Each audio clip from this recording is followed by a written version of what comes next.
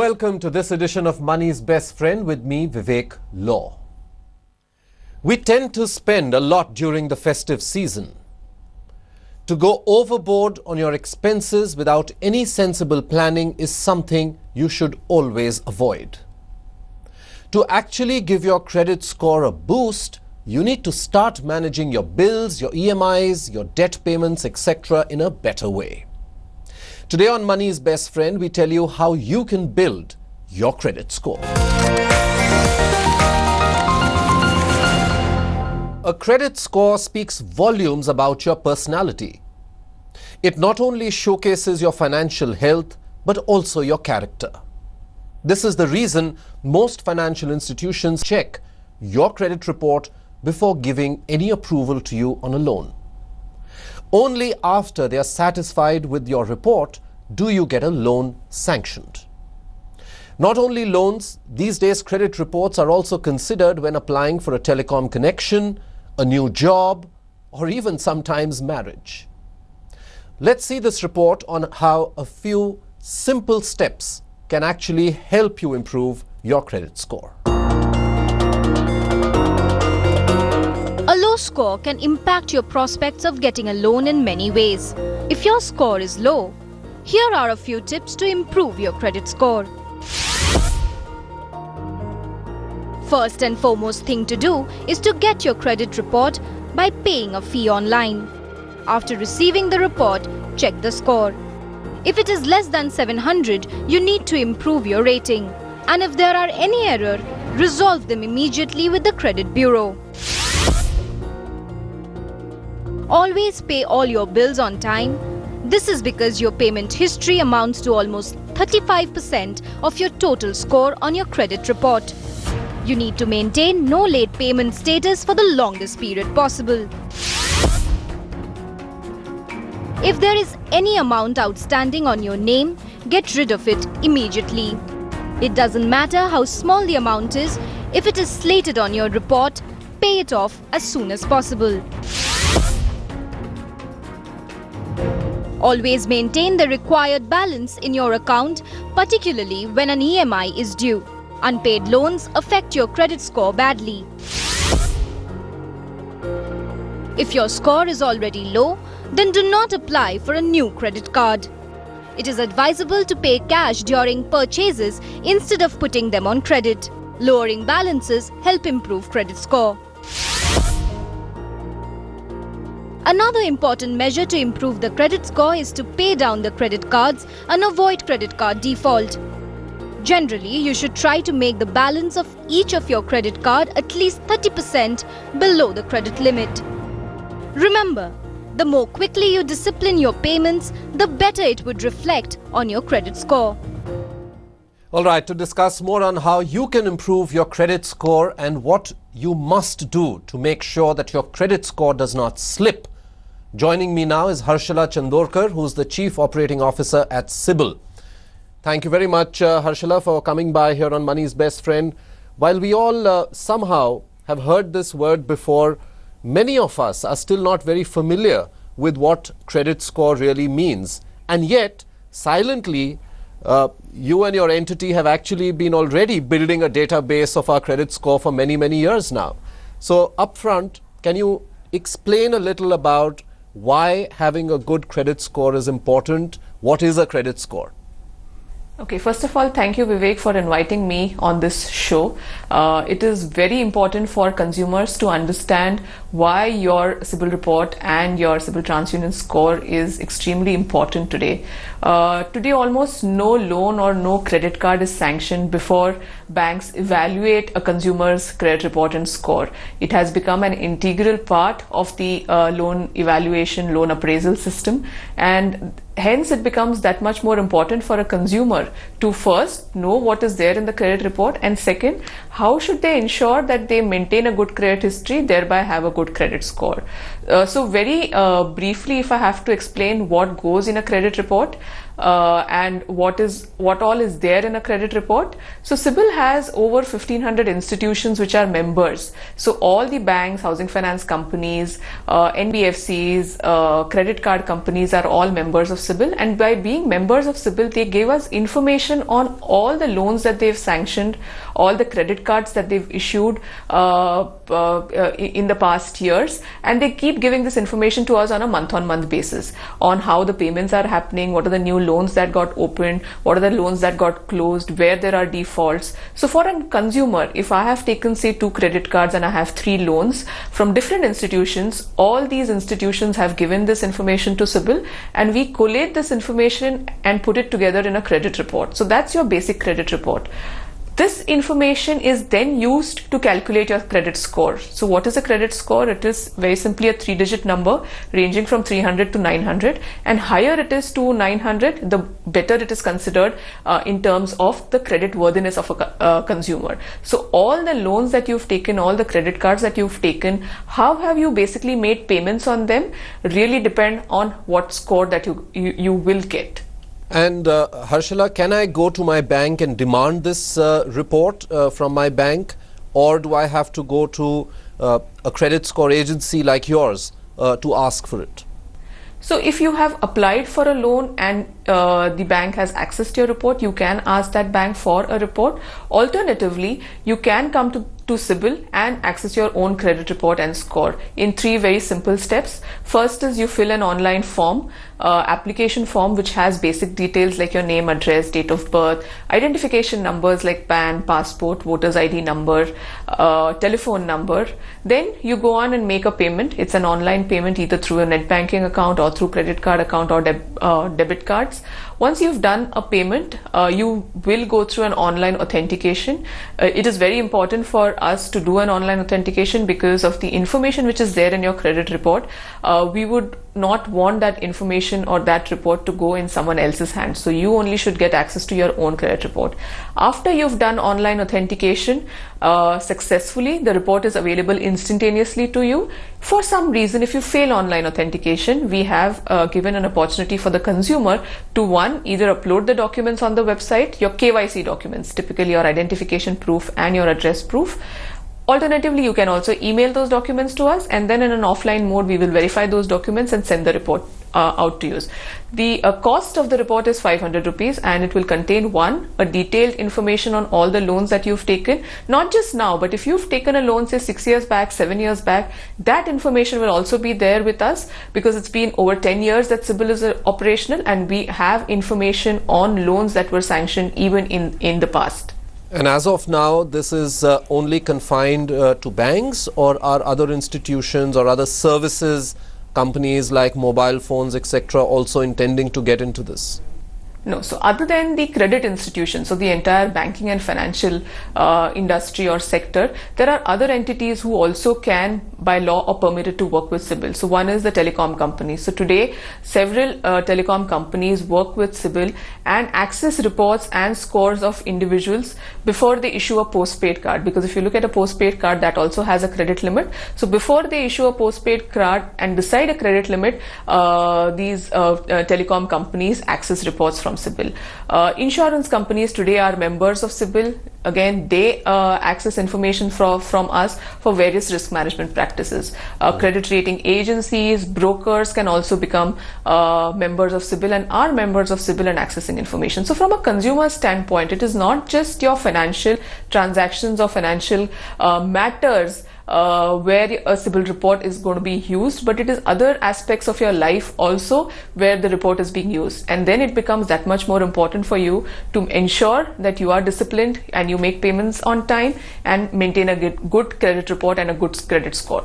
All right, Harshala, there are quite a few questions that have also come in from our viewers. Let's take the first one.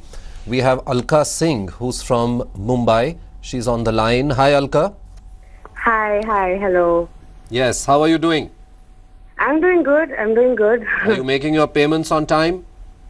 Well, I'm trying my best to do that, yeah. What is your question for us today? Okay, so I've been using this credit card from past 1 month, and my limit is only 35,000.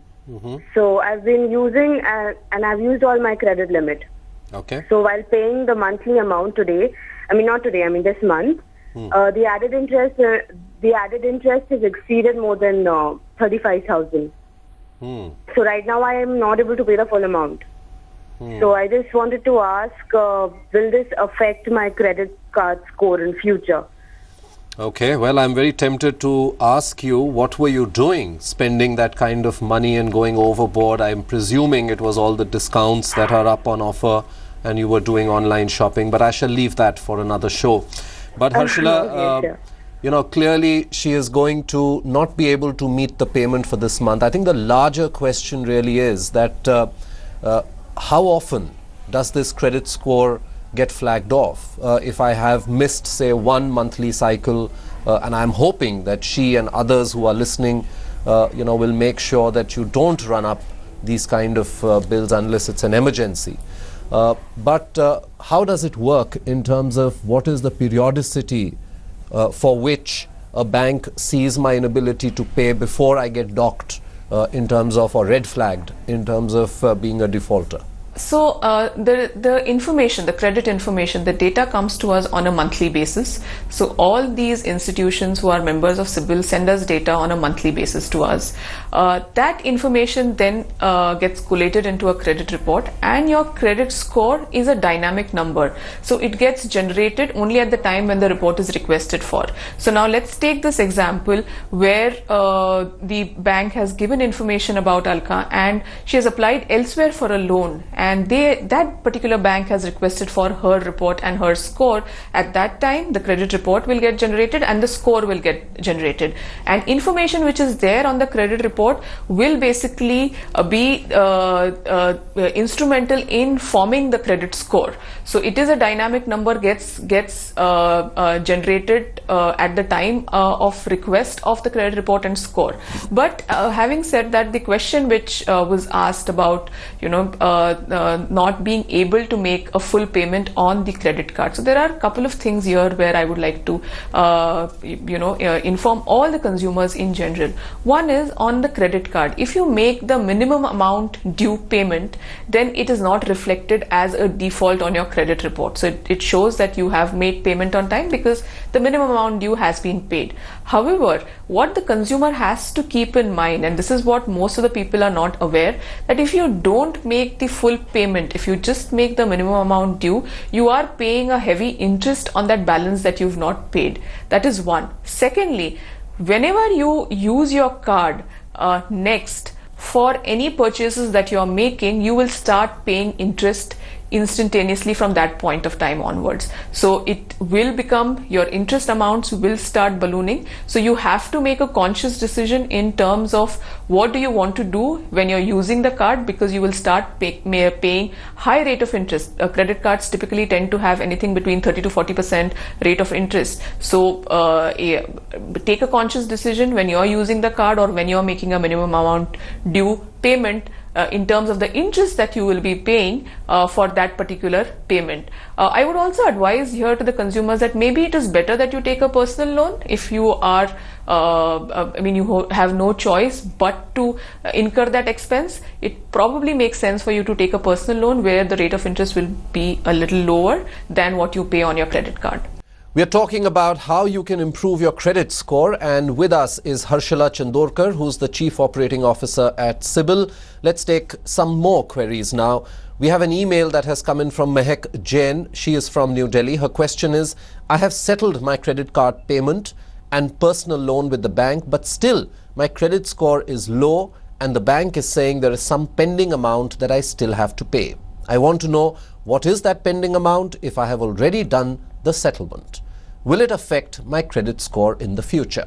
Please suggest, what should I do now? Quite a clear question, Harshila, and perhaps this also again leads to a more larger question that many times, in fact, on hundreds and thousands of cases, a bank actually sits down across the table and makes a settlement. Now, how does that reflect? Once I've done a settlement, should it not be presumed that I am no longer a defaulter? But many cases do keep coming up where even eventually the credit score does not reflect the fact that the payment has been made? Yes, a very pertinent question, a question that is there in the minds of many consumers. If I have settled, how does that reflect on my credit report and how does it impact my credit score? So first, I would like to inform all the consumers and Mehak is that once you've done a settlement, what does that mean? That you owed say 100 rupees to the bank, but you have reached a settlement and instead of paying 100, you are now paying only 50 rupees to the bank. So that means that the bank has written off 50 rupees. So in your credit report, it will show that there was a settlement done plus 50 rupees was written off. Current balance or amount overdue will be zero. So it will show that there is nothing which is due now, but the fact that there is a settlement happened and the fact that there is a written off which the bank had to do will reflect on your credit report. Second point, you have reached a settlement with the bank. So that would mean that in the previous months, maybe 6 months, maybe 9 months, maybe a year, you were defaulting on that particular loan or credit card payment. So it will show that there have been defaults or delinquencies in the past 6 months or 9 months, how many ever months that you were defaulting. So that will have an impact on your credit score. The settlement flag per se will not have any impact, but the fact that in the last 6 months or 9 months you've made a default will have an impact. Now, what do you do if you have to basically make an improvement? There will have to be other credit cards or other loans that you probably have taken, and those have to reflect a positive payment history. Once that positive payment history starts building up over a 6 to 9 month time frame, your credit score will improve. It is not magic that today if I do a settlement or today if I make a payment, tomorrow my score will improve. It does take 6 to 9 months for your score to improve because the score is looking at positive credit history in the recent months. So the advice would be that there has to be a positive credit history. Second, when the bank is looking at your credit report, they are also looking at what is the information which is there in your credit report. So if a particular account shows as it is settled, they will definitely ask you questions that why was it settled? It does mean that you've not made payments on time. So it will impact the eligibility of the consumer to get a loan or not to get a loan depending on what the policy of a bank is, because a settlement also would have negative connotations. So one has to really be sure in terms of doing a settlement, or maybe there could be other mechanisms like converting that entire debt into a personal loan and start making payments on time. Maybe in terms of the EMIs, those could be a smaller EMIs at the start, and then maybe you can start making the bigger EMI payments so as to show a clean, clear history. But settlement will reflect on your credit report in the manner that I explained. All right, we have another question. This comes in the form of an email from Komal. She is from Jamshedpur. Her question is, my credit score is showing a personal loan which I never took. What should I do to rectify it? Please suggest. Harshala, this is the other problem, isn't it? Because there are many consumers who constantly are in a dispute or a disagreement on either receiving a credit card that they never asked for, or in this particular case where a personal loan seems to be getting reflected which he has never taken.